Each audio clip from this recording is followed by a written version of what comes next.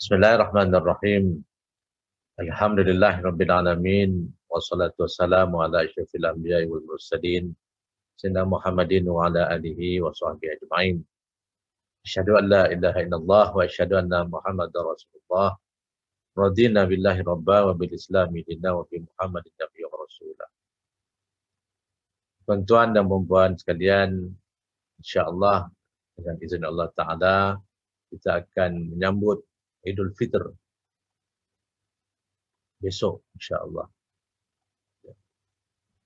Apakah pengajaran yang kita dapat sepanjang 1 bulan melalui Madrasah Ramadan ini? Apakah kita hanya berlapar semata-mata ataupun adakah kesan yang besar yang kita akan dapat daripada Madrasah Ramadan tersebut? Jadi tuan-tuan dan puan-puan sekalian, menjelang Idul Fitr yang kita akan sambut besok, ya, pasti ada natijah daripada Madrasah Ramadan tersebut. Mesti ada perubahan, ya. Perubahan bagi diri kita, bagi keluarga kita, bagi masyarakat kita, bagi negara kita, bagi dunia. Ya. Namun perubahan itu mesti bermula daripada diri dan keluarga kita. Barulah yang lain itu akan melakukan perubahan.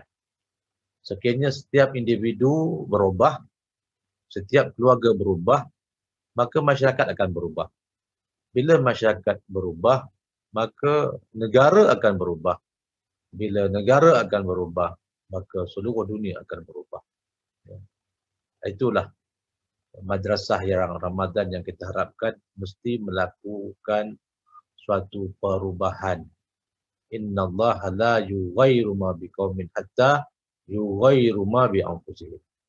Sesungguhnya Allah Ta'ala tidak akan merubah nasib suatu kaum kecuali dia merubah apa yang ada di dalam dirinya. Surah Ar-Ra'd ayat yang ke-11. Tuan-tuan dan puan-puan sekalian, perubahan yang kita maksudkan tidak lain dan tidak bukan adalah akhlak kita. Akhlak kita berubah mengikut Al-Quran. Dalam hadis Nabi SAW, ya, disebut dalam daripada Aisyah mengatakan bahawa ditanyakan kepada Aisyah tentang akhlak Rasulullah SAW. Aisyah radhiyallahu anha mengatakan, kana hulukuhul Quran. Akhlak Rasulullah itu adalah Al-Quran. Ya. Jadi perubahan yang kita maksudkan adalah akhlak kita itu menjadi yang terbaik mengikut akhlak Al-Quran.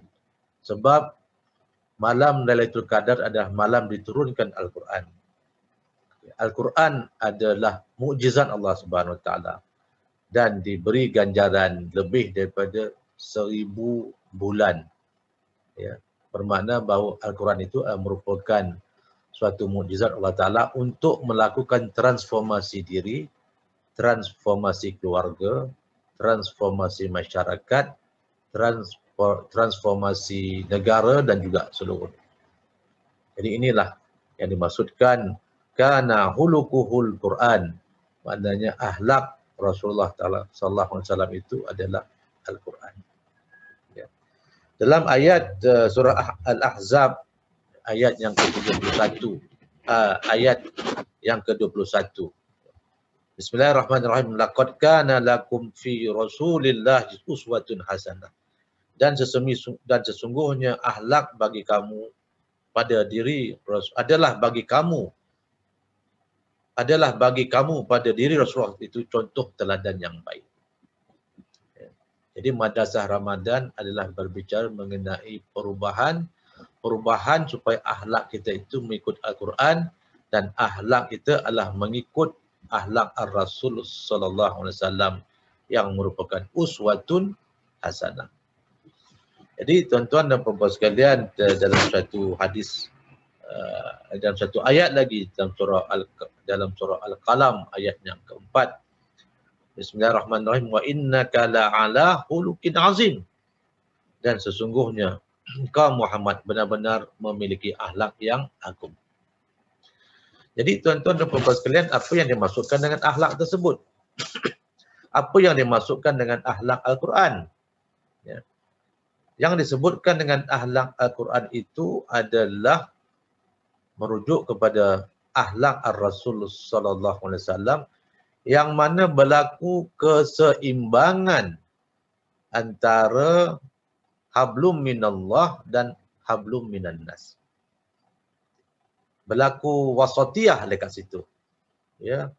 Penekanan kepada keseimbangan tentang hubungan kita dengan Allah dengan memperbanyakkan ibadat-ibadat khusus, bangun sembahyang malam, membaca Al-Quran dan juga berzikir, mesti seimbang dengan peranan kita sebagai khalifah Allah, iaitu hablum minannas. Hubungan dengan manusia, kita adalah khalifah Allah di muka bumi ini. Itulah yang dimaksudkan dengan akhlak Rasulullah, akhlak Al-Quran. Manusia yang seimbang pada keadaan yang sama, dia adalah hamba Allah dan dia juga adalah khalifah Allah di muka bumi ini dalam pengertian hubungan dia dengan manusia. Kebanyakan kita salah faham. Kita banyak menekankan kepada merebut, mencari Lailatul Qadar dalam pengertian semata-mata untuk mendapat pahala ganjaran 1000 bulan. Ya. Namun demikian, penumpuan kepada berjaga malam, itu kita melupakan peranan kita dengan manusia. Ya. Jadi hubungan dengan manusia itu tergambar di dalam satu hadis Nabi. Apabila ditanyakan dalam riwayat Tirmizi, apabila ditanyakan kepada Rasulullah sallallahu alaihi wasallam, apakah sedekah yang paling afdal? Jawab Rasulullah, sedekah yang paling afdal adalah di bulan Ramadan. Ini memberi indikasi kepada kita, ya, bahawa peranan hubungan dengan manusia itu harus diberi tumpuan selain daripada peranan meningkatkan ibadah kepada Allah Subhanahu Wa Taala. Jadi kerana itulah peranan menjadi hamba Allah, ya, wa ma khalaqatul jinni wal insa illa liya'budun, dan peranan menjadi khalifah Allah, inni ja'ilun fil ardi khalifah, itu harus seimbang. Yang ini yang dikatakan umat Islam itulah umat yang wasatiyah, umat yang seimbang. Umat yang seimbang antara dunia dan juga umat yang mementingkan akhirat. Dunia dan akhirat itu seimbang. Peranan di dunia sebagai khalifah, peranan untuk menggapai kehidupan akhirat dengan menjaga hubungan dengan Allah Subhanahu Wa Taala. Ada satu hadis Nabi daripada Baihaqi, Hakim dan An-Nasa'i, ya, sahih mengikut Albani, daripada Ibnu Umar mengatakan, ya, maukah aku beritahu kamu akan satu malam yang lebih baik daripada Lailatul Qadar? Sangat menarik hadis ini, ya, iaitu hadis menekankan soal peranan berjaga malam bagi seorang tentera yang berjaga sempadan negara daripada diceroboh oleh musuh-musuh negara. Ya. Maukah aku beritahu kamu akan satu malam lebih baik daripada Lailatul Qadar? Iaitu seorang pengawal sempadan, seorang tentera berjaga malam menjaga keselamatan negara yang dilanda bahaya tanpa mengetahui sama ada dia akan pulang kepada keluarganya. Ini hadis sahih mengikut Albani daripada Baihaqi, Hakim dan juga An-Nasa'i. Hadis ini memberi gambaran bahawa soal-persoalan ribat, berdiri, berjaga malam untuk mendapat redha Allah Ta'ala itu diluaskan pengertiannya juga dalam konteks hablum minan nas, menjaga keselamatan negara, menjaga kesihatan orang-orang awam, membasmi kemiskinan, membasmi kejahilan, membasmi perpecahan sesama umat dalam konteks yang ribat yang lebih luas, berjaga malam dalam konteks yang lebih luas. Jadi kan itulah tuan-tuan dan puan-puan sekalian, apabila kita menyambut Idul Fitr nanti, kita kembali kepada fitrah. Kembali kepada fitrah bermakna kembali kepada akhlak kerasulan. Kembali kepada akhlak kerasulan, kembali kepada akhlak Al-Quran. Dan kembali kepada akhlak Al-Quran itu adalah hidup seimbang antara menjadi hamba Allah dan juga menjadi khalifah Allah di muka bumi ini. Hablum minallah dan juga hablum minan nas. Jadi mudah-mudahan kita akan menjadi insan yang lebih baik, khairun nas anfa'uhum linnas, dan mudah-mudahan kita akan menjadi umat yang terbaik, khairul ummah, dengan ayat Allah Ta'ala menyebut dalam surah Ali Imran 110.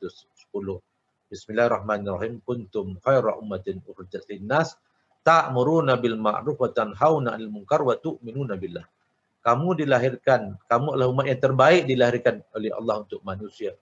Menyeru kepada yang ma'ruf, mencegah daripada yang mungkar, wa tu'minuna billah, dan beriman kepada Allah SWT.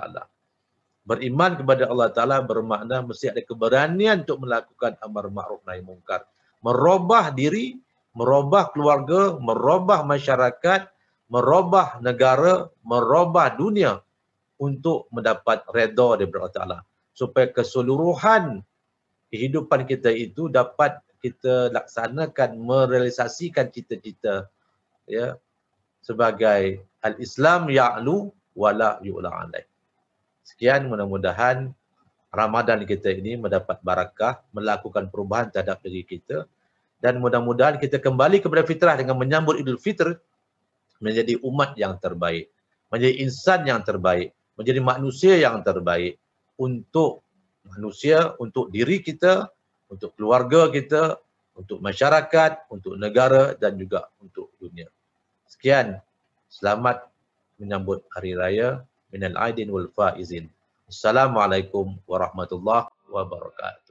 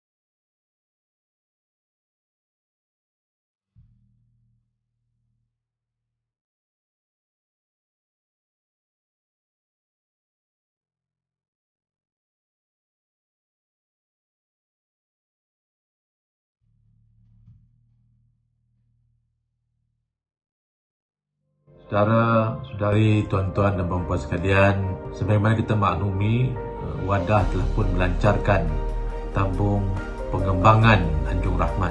Tujuan tabung ini adalah untuk membeli tanah di bersebelahan dengan komplek Anjung Rahmat yang ada sekarang di Sungai Merak, iaitu 1,9 ekar, menghampiri 2 ekar tanah yang sangat strategik di sebelah komplek yang ada, dan kita bersyukur kepada Allah SWT kerana diberi ruang, ya, untuk mengembangkan pejabat kita. Tanah seluas itu diharap dapat dimanfaatkan nantinya untuk menyediakan infrastruktur gerakan, mudah-mudahan bagi melaksanakan program-program, menjalankan kegiatan-kegiatan dengan cara yang lebih berkesan untuk umat dan masyarakat seluruh. Dan yang mana kita mendambakan, mengimpikan sebuah kompleks yang lengkap dengan pusat pentadbiran, pusat persidangan, asrama dan juga bangunan-bangunan yang untuk memperhebatkan aktiviti dakwah, supaya akhirnya kompleks Anjung Rahmat ini menjadi bangunan ikonik untuk kerja-kerja dakwah. Kami amat mengharapkan supaya saudara-saudari yang berada di negeri, diri daripada pimpinan dan aktivis-aktivis dapat tampil membantu menjayakan cita-cita dan hasrat kita. Bagi pihak wadah, saya ingin menyuruh sahabat sekalian untuk sama-sama menyumbang. Untuk menjayakan projek ini, membeli tanah dahulu, kemudian kita akan berusaha untuk membina bangunan yang telah kita rancang dan kita impikan. Maka kita harap, marilah kita berinfak sesungguh hati. Projek ini keperluan sumbangan mendesak kerana dalam beberapa bulan sahaja lagi, pembayaran tanah ini sebanyak 100,750 juta kena diselesaikan. Ya, mudah-mudahan insya-Allah ini tidak akan rugi dan janji Allah itu akan menjamin masa depan kita di kampung akhirat nanti.